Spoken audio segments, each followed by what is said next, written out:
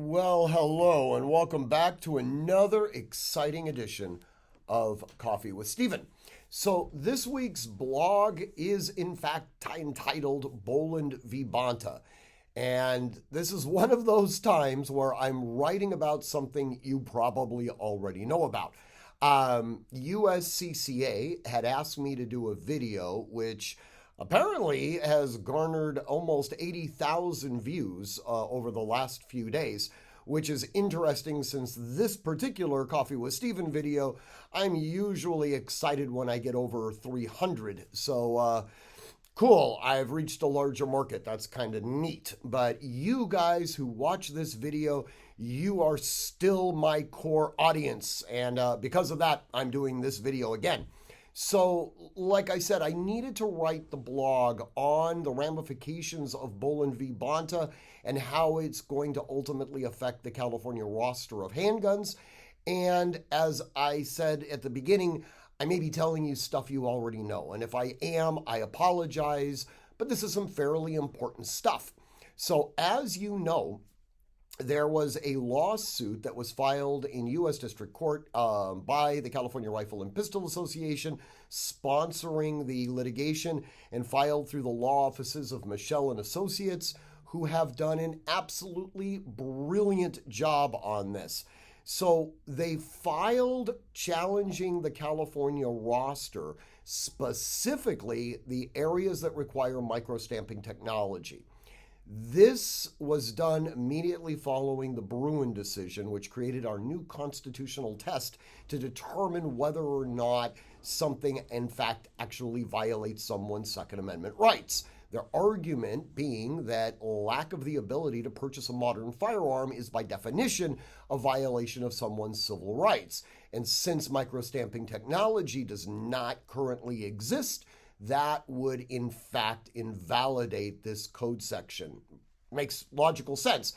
But then they did something kind of interesting. They asked for a preliminary injunction while this case is being litigated. And it's going to take a while for this case to be litigated.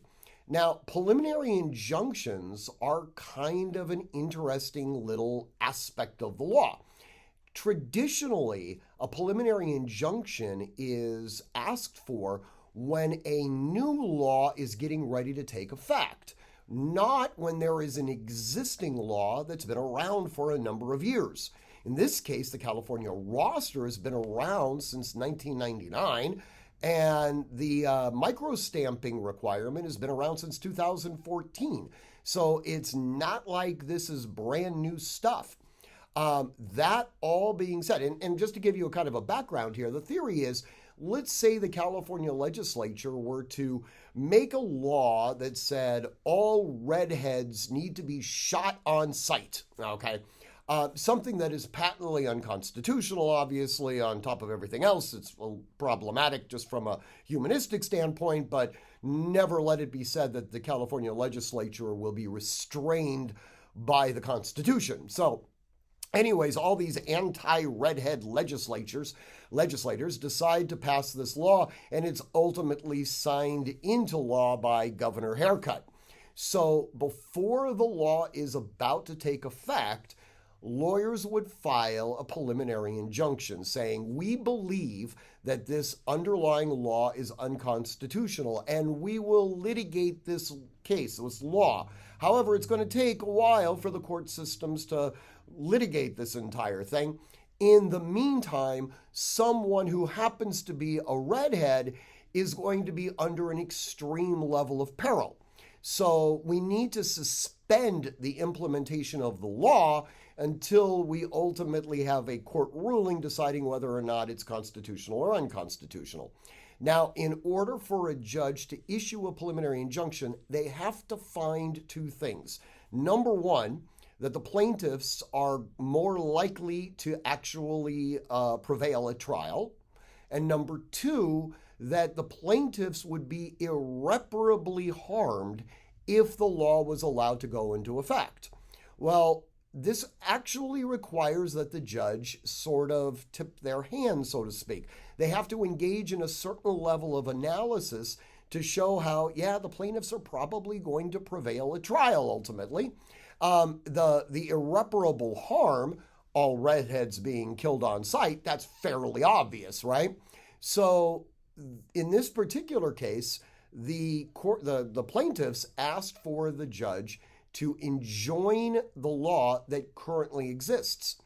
Like I said, a little unusual. Well, the judge agreed that the underlying case is probably going to fall on the side of the plaintiffs, that they will be the ones that ultimately win. And he engaged in a little constitutional analysis as to why the plaintiffs are most likely to win. And he used, of course, the Bruin analysis in order to do it. It was a good reasoning, all right? Not as fleshed out as he ultimately will do in his final decision, but pretty good nonetheless. The second part, that the plaintiffs will suffer an irreparable harm, this one, he actually said, look, we have plaintiffs that want to buy currently made firearms. They are not going to be able to do so until we finalize this case.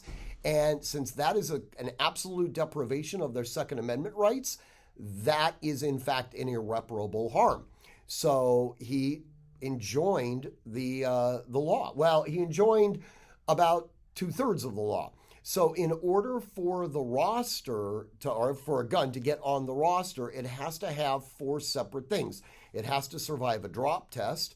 It has to have a magazine disconnect. It has to have a loaded chamber indicator, and it has to have micro-stamping technology.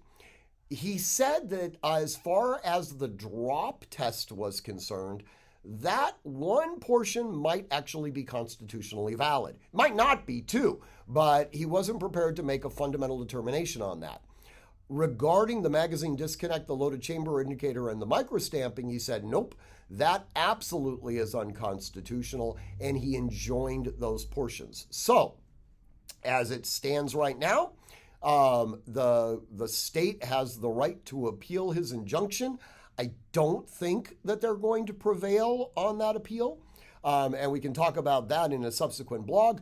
But assuming that they don't, and assuming that the injunction goes into effect, manufacturers will be able to send their guns to DOJ, have them go to a certified lab and drop tested, and assuming they don't discharge when dropped, then those guns will then be put on the California roster and will therefore be available for sale in the primary market, meaning you could go to any gun store and buy that new Mega Blaster 3000. So anyways, I will warn you, the blog this week, it's a little bit longer than I normally write because this stuff gets fairly granular, but I do encourage you to read it. Again, a shout out to CRPA and Michelle and Associates for really doing some spectacular work. And as always, train constantly, train consistently, train repetitively, and train with purpose. Above all else, stay safe.